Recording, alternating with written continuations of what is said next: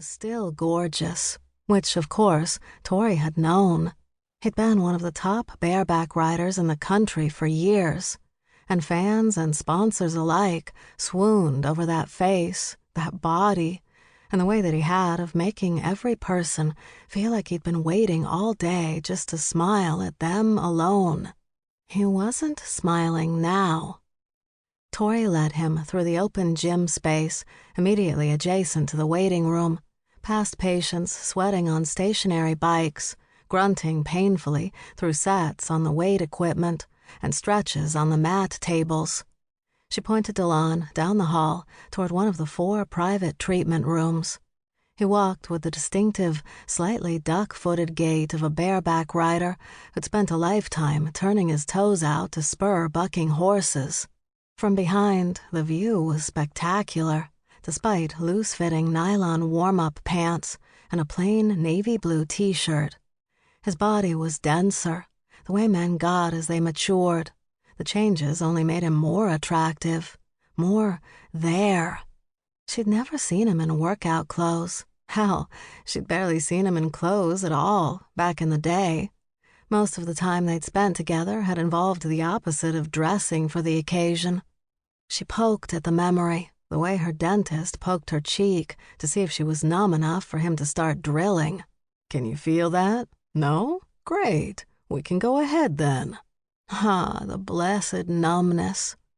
It had settled around her like thick cotton batting, layer after layer, down the long highway between here and the Wyoming border. By the time she'd crossed into the Panhandle, she hadn't felt anything but the most basic biological urges: eat, drink, pee. Sleep? Well, she was working on that one. Everything else was muted. Grief, guilt, the gossamer thread of anger that wound through it all. She was aware of their presence, but from a safe distance, an induced coma of the heart, so it could finally rest and heal. If anyone could penetrate her cocoon, it should have been Delon. But she had looked him straight in the eye, and there was not exactly nothing. But what she felt now was an echo from far in the murky past, which meant her concerns about whether she could effectively function as his therapist were ungrounded, at least from her perspective. From Delon's? Hard to tell, since he had yet to say a word. He hesitated at the treatment room door, as if unsure about being trapped in the confined space with her. "Climb up on the table," she said. "I want to take some measurements." He didn't budge. "It's all in my chart." "I reviewed Margot's notes, but I prefer to form my own opinions." When he still didn't move, she added, "You won't be charged for the evaluation, since it's solely for my benefit."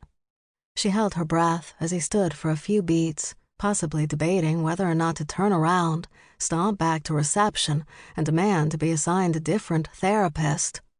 Being fired by a star patient wasn't quite the impression she wanted to make on her first day. Damn Pepper for insisting she take over Delon's rehab when she transferred here. But she'd rather hang herself with a cheap rope than explain to her mentor why she shouldn't take the case.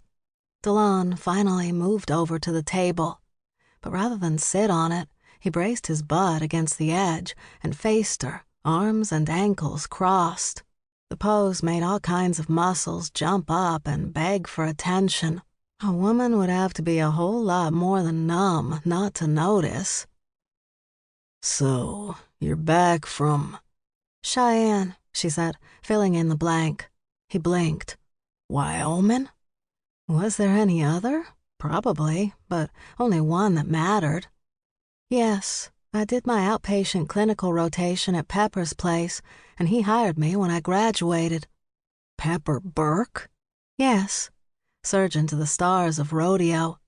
The man who'd performed Delon's surgery, also in Cheyenne, where Tori had made damn sure their paths hadn't crossed. I've worked for him since I graduated." She watched the wheels turn behind Delon's dark eyes, connections snapping into place. Cowboys traveled from all over the United States and Canada to be treated by Pepper and his staff.